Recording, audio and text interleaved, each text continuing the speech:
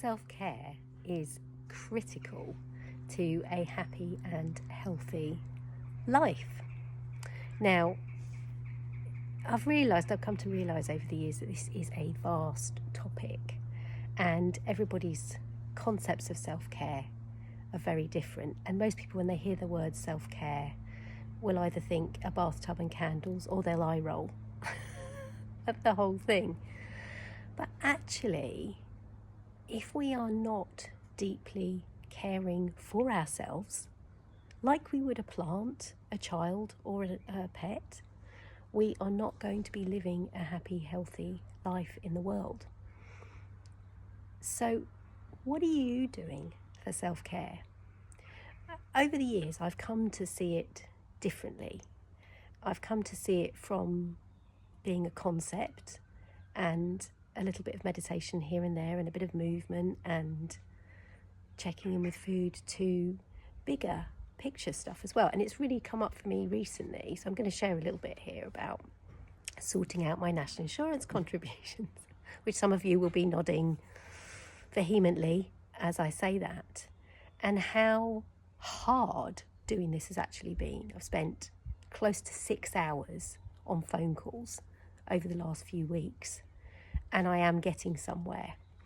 And what's happened is not necessarily my doing, but I'm still the one that has to pick up the bit, champion the cause and keep going with it.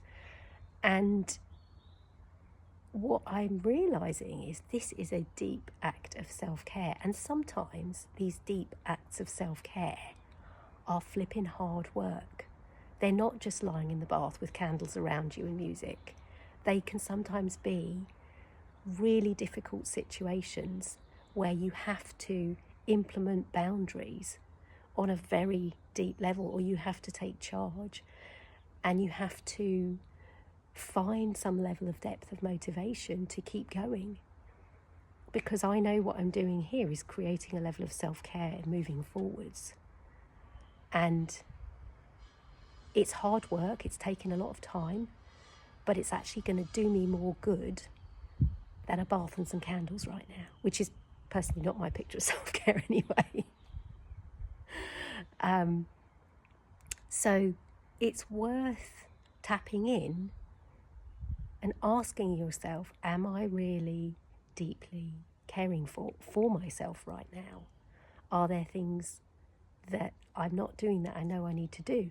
Do I keep repeating some patterns? This is another thing that's coming up for me at the moment, is seeing some old patterns repeating themselves. And they're patterns that aren't in my highest good and best interest. And sometimes these questions are difficult to answer, sometimes they're difficult to ask, but always they are illuminating in getting us really rooted in this world in a happy, healthy way, where the foundations are solid and don't rock at every opportunity, everything that life throws at us. So, how is that going for you? One of the things I do is one-to-one work with women. I help them find those roots. I help them clear out what's in the way. And I do this with clairvoyant reading. So I look at the energy field. I talk about what I see going on that's affecting that person in their highest good, happiest body, best place in life. And we start to work on shifting those spaces.